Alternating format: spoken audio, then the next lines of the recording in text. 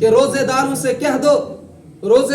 کہہ دو کہ روزے کا بدلہ صرف میں اللہ دوں گا اور اس کا بدلہ تمہیں دنیا میں کوئی نہیں دے سکتا ہے. اس کا بدلہ صرف وانا اجزی بھی, اس روزے کا بدلہ صرف میں اللہ ہی دے سکتا ہے. تو میرے ایمانی بھائیوں, اللہ رب العزت نے مجھے اور آپ کو یہ رمضان المبارک کا بابرکت مہینہ عطا کیا. کچھ ہی ایام, چند ہی ایام اس کے بچے ہیں جنہوں نے روزے, الحمدللہ امید تو ہے ہر ایک مسلمان جو عقل رکھتا ہے, جو عقل سلیم اللہ نے دی ہے,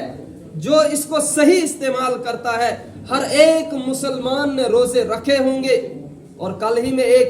بڑے عالم دین کا بیان سن رہا تھا. وہ فرماتے ہیں کہ بعض اوقات ساتھی ایک دوسرے کو پوچھتے ہیں آپ کو روزہ ہے؟ کہا استغفر اللہ, ایک ایمان والے کو دوسرا ایمان والا پوچھتا ہے کہ آپ روزے سے ہیں, کیا اس کو اس کے ایمان میں کوئی شک لگ رہا ہے؟ کیا وہ کسی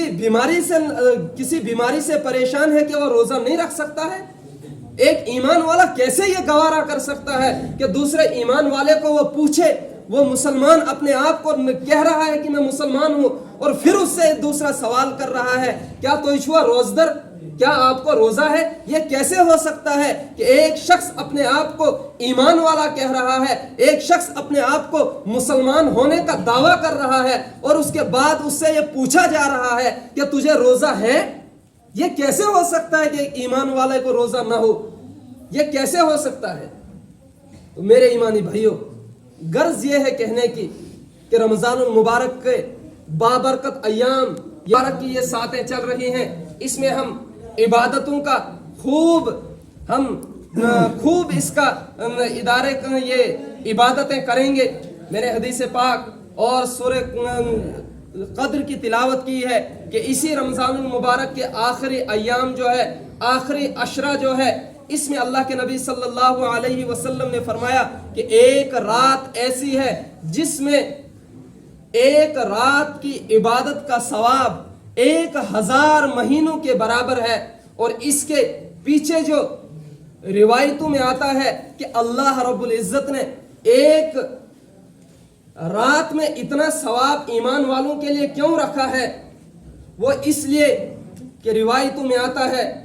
کہ نبی اکرم صلی اللہ علیہ وسلم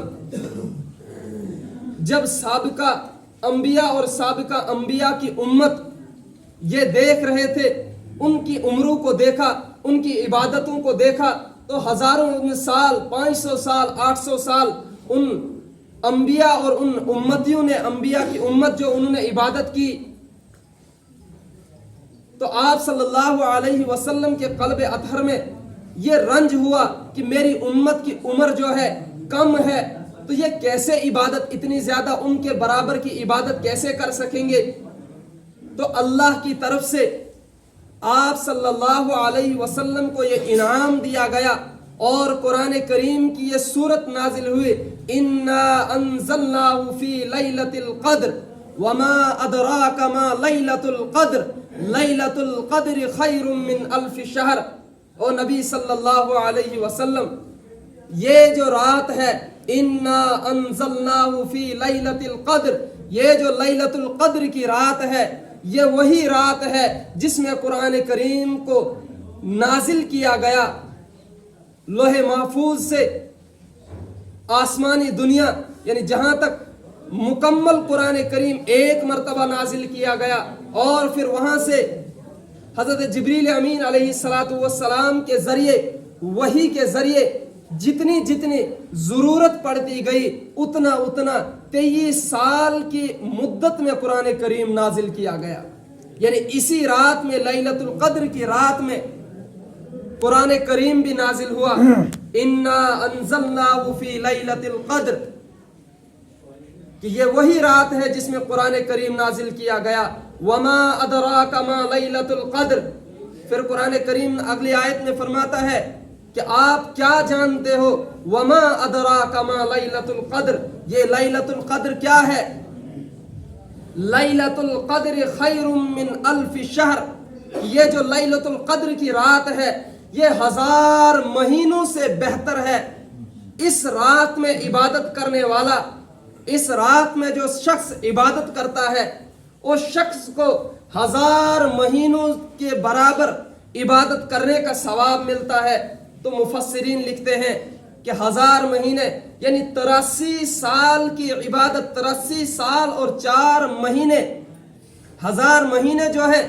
یہ 83 سال اور 4 ماہ کی مدت بنتی ہے۔ یعنی ایک رات عبادت کرنے کا ثواب جو ہے 83 سال اور 4 ماہ کی مدت بنتی ہے۔ اتنا ثواب اللہ رب العزت اس رات میں عبادت کرنے والوں کو عطا فرماتے ہیں۔ وما ادراک ما لیلۃ القدر لیلۃ القدر خیر من الف شہر، اور اسی رات میں تنزل الملائکۃ والروح فیہا باذن ربہم من کل امر سلام، کہ اسی رات میں فرشتے اللہ کی طرف سے زمین پر نازل کیے جاتے ہیں، اور ان کے ساتھ فرشتوں کا سردار حضرت جبریل امین علیہ السلام ساتھ ہوتے ہیں۔ تنزل الملائکہ کہ فرشتوں کو نازل کیا جاتا ہے، وہ زمین پر چلتے ہیں۔ تنزل الملائکۃ والروح فیہا باذن ربہم من کل امر سلام، کہ وہ اللہ کے حکم سے آسمان سے زمین پر نازل کیے جاتے ہیں اور وہ سلامتی ہی سلامتی پھیلاتے ہیں۔ من کل امر سلام ہی حتی مطلع الفجر، وہ فرشتے کب تک زمین پر رہتے ہیں؟ وہ فرشتے کب تک زمین پر پھیلے رہتے ہیں؟ وہ فرشتے جب تک کہ صبح صادق ہو جاتی ہے، یعنی صبح جب اذان ہوتی ہے تب تک کے لیے وہ فرشتے زمین پر رہتے ہیں، اور زمین پر رہ کر وہ روایتوں میں آتا ہے کہ وہ جہاں بھی عبادت کی جاتی ہے، جہاں بھی اللہ کا ذکر کیا جاتا ہے، جہاں بھی اللہ کے نیک بندے اللہ کی عبادت کرتے ہیں، کوئی تلاوت کرتا ہے، کوئی نماز پڑھتا ہے، کوئی نوافل پڑھتا ہے، کوئی درود شریف پڑھتا ہے، کوئی ذکر و اذکار کرتا ہے، کوئی استغفار کرتا ہے، غرض جس بھی اعتبار سے کوئی عبادت کرتا ہے، وہ فرشتے آتے ہیں، ان کو دیکھتے ہیں، ان سے مصافحہ کرتے ہیں، اور پھر صبح تک یہی حالات پوری زمین پر رہتے ہیں، اور صبح صادق جب اذان ہوتی ہے وہ فرشتے پھر اللہ کے حکم سے واپس چلے جاتے ہیں۔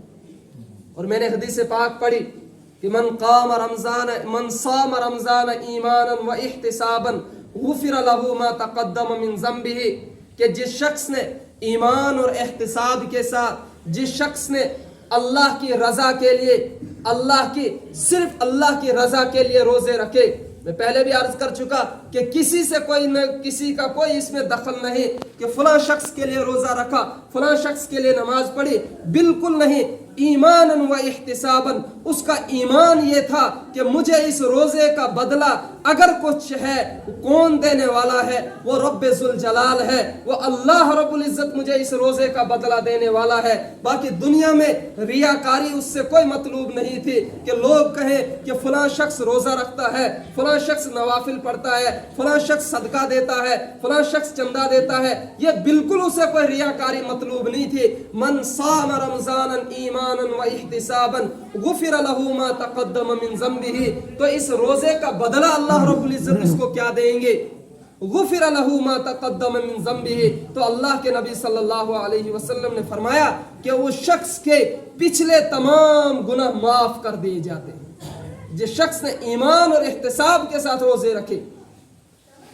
اس شخص کے پچھلے تمام گناہ معاف کر دیے جاتے ہیں۔ اور پھر فرمایا آگے وَمَنْ قَامَ رَمَضَانَ إِيمَانًا وَاحْتِسَابًا غُفِرَ لَهُ مَا تَقَدَّمَ مِنْ ذَنْبِهِ، اور جس شخص نے اس ایمان اور اس احتساب کے ساتھ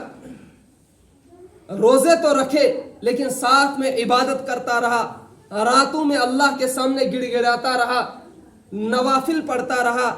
تہجد پڑھتا رہا، اللہ کے سامنے روتے رہا، گڑ گڑاتے رہا، استغفار کرتے رہا، ایمانا و احتسابا، कोई देख नहीं रहा था उसको, ये ईमान था उसको, मैं सिर्फ और सिर्फ ये इबादत जो करता हूँ अल्लाह को राजी करने के लिए कर रहा हूँ, किसी दूसरे शख्स की रजामंदी इसमें बिल्कुल नहीं है, मैं अल्लाह को राजी करने के लिए इबादत करता हूँ। तो अल्लाह के नबी सल्लल्लाहु अलैहि वसल्लम ने फरमाया कि गुफिर लहू मा तक़द्दम मिन ज़म्बिही, तो अल्लाह तबारक व तआला पिछले तमाम गुनाह उसके माफ कर देता है। और फिर फरमाया वमन क़ाम लैलतुल क़द्र ईमानन व इहतिसाबन, जिस शख्स ने लैलतुल क़द्र की रात में अल्लाह की इबादत की और ये समझ कर इबादत की मुझे किसी को दिखाने की कोई ज़रूरत नहीं, मुझे रियाकारी की ज़रूरत नहीं, तिलावत करता है, किसी भी तरीके से जिक्र अज़कार करता है, दुरूद शरीफ का विर्द करता है, कुरान करीम की तिलावत करता है, नवाफिल में मशगूल रहता है, यहाँ तक कि सुबह तक वो उस रात में इबादत करता है, तो गुफिर लहू मा तक़द्दम मिन ज़म्बिही, तो अल्लाह के नबी सल्लल्लाहु अलैहि वसल्लम ने फरमाया कि उसका परवाना भी यही है, उसके लिए भी अल्लाह रब्बुल इज़्ज़त ने यही परवाना सुनाया कि पिछले जितने भी गुनाह उसके हैं तमाम के तमाम माफ कर देता हूं।